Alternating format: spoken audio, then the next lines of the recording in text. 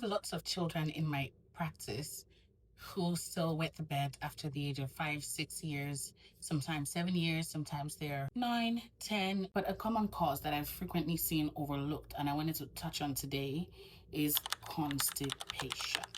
It is a very common cause of bedwetting in children.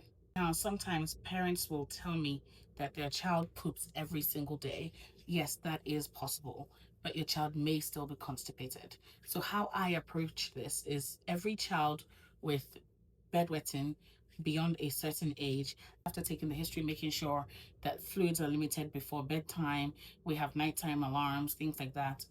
I will do an abdominal x ray. And 9 times out of 10, that child is severely constipated.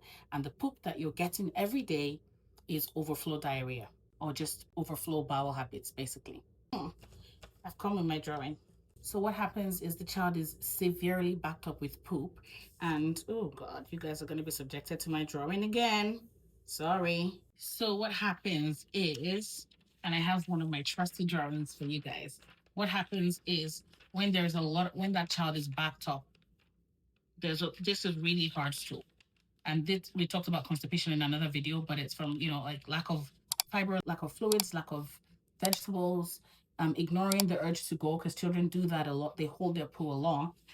Then you get the hard stool. And then when you eat a new stool forms, it seeps around the edges like so. And that's what you get into the rectum and into the anus.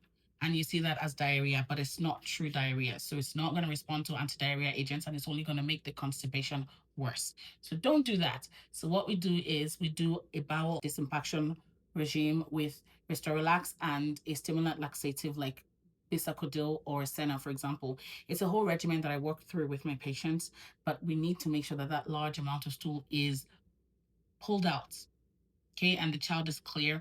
And then we do maintenance for a while as well, just to make sure that it doesn't build up.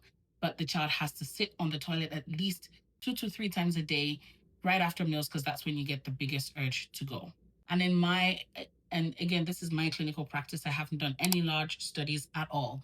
But when we clear out the bowels, 80% of the time, the child is back to normal and the bedwetting stops. If the bedwetting doesn't stop after this, then we start looking into other causes of nighttime bedwetting in children.